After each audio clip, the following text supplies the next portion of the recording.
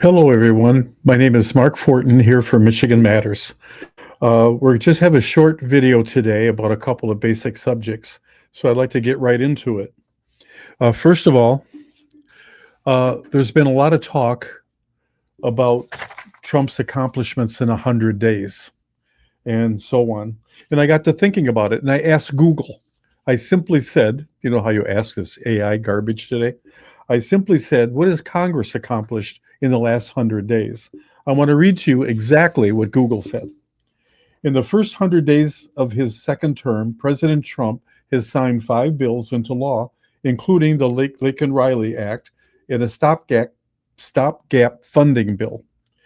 He has also taken over 140 executive actions, including repealing Biden-era rules and implementing tariffs. Congress, in contrast, has enacted only 5 laws, a low number for this period.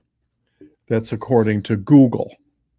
Now, an example of this is, in other words, they're dragging their feet, ladies and gentlemen. They've been given a mandate by the people of America to support Trump's agenda, and they're dragging their feet. Now, on May 1st, Trish Reagan sent out this. Breaking, here are 26 Republicans that just voted against codifying DOGE foreign aid spending cuts into law. Gee, I wonder all these foreign aid spending that they're discovering, how much, maybe this is how they become millionaires in a couple of years with the kickbacks for all the foreign aid. But anyway, I'll read off really quickly the names. They're all Republicans. Graham, what's new, right? Barrasso, Bozeman, Capito, Cassidy. Oh, Susan Collins. Wow, that's a surprise. Kramer, Crapo, Fisher, Grassley, Hoven. I'm terrible with names. Hyde Smith, Langford, McConnell. There's one. McCormick, Morgan, Mullen, Murkowski of Alaska, Rickens, Round, Scott, Sullivan, Senator Thune, the leader, Tillis, Wicker, and Young. I probably said some of them names wrong. But here they are. They have a mandate to support President Trump and what he's doing, and they are not doing it. So it's up to us to call our Congress people and our senators and try to get them off their butts, I should say, and so on. But anyway, I'd like to move on because we don't have a lot of time here. Now, there is a bill being discussed in Lansing, House Bill 5024. I looked into that a little bit. There's articles out there about food freedom movement. Maine, North Dakota, Utah, and Wyoming have got food freedom bills that allow people to make bread, cookies, whatever, provide food, and sell it directly to the public. In Michigan, they have 524, which exists and they're modifying. And it fits Michigan, a socialist state, where everything is over-regulated.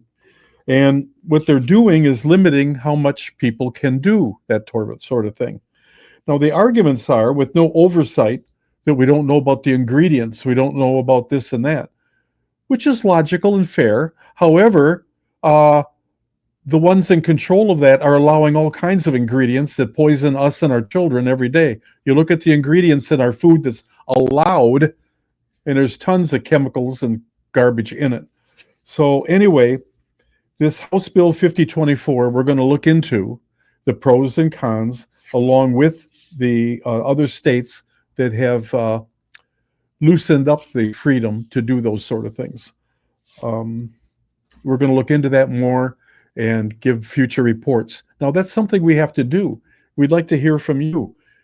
We have to do research on what's going on in Michigan, because the Michigan State University has said, I have it here, I'm sorry, MSU in the 2015 and 16 session of the Michigan House, they have considered 4,000 bills, of which 832 were made into law.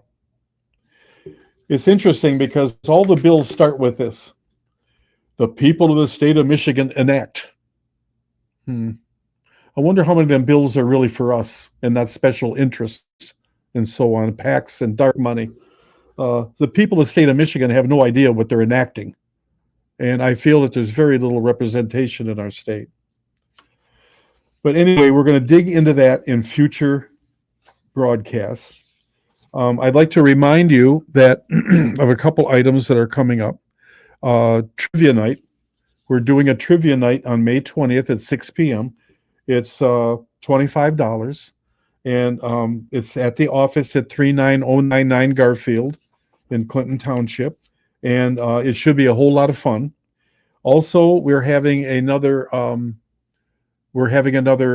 social delegate social, and that is on the 22nd of May. So go to michiganmatters.org, click on the calendar, and the details will be on the calendar. Okay. Lastly, I would like to wish everybody a really fantastic Mother's Day. We have our newsletter. I have a letter in our newsletter coming out tomorrow. If you'd like our newsletter, again, go to michiganmatters.org, click on newsletter at the top. It'll open up to where you can put your first name, last name, and email address, and you get a free newsletter. It too will have all events going on and some news items too as we develop this thing. So anyway, I want to thank you all for being here. Please, also, one last thing that I want to do. Our last video last week was with Jackie Eubanks discussing ranked choice voting. She is very knowledgeable in that subject. Please go to Michigan Matters Facebook page. We'll have it on our website eventually here, but right now it is on the Facebook page, and watch it. And please share it everywhere. It's very important that the voters understand and know, and they understand why they should not vote or should not sign a petition to put this on a ballot. It's on a ballot in Alaska. That's how we get such crummy representation in Alaska. And in Alaska, there's a movement to repeal it. I understand that Maine also has it. Forgive me, I'm sorry. Maine also has it. I don't know if there's any action of repealing it, but I think Jackie mentioned 15 or 16 states that have banned it. It's really bad. We could fix all of our elections, no more fraud, no more nothing, and still never get decent representation with ranked choice voting. So please look up that broadcast on our Facebook page, watch it, and share it with everybody you know. Thank you very much. I want to wish moms everywhere a wonderful Mother's Day. God bless America and Michigan, and I hope to see you soon. Thank you.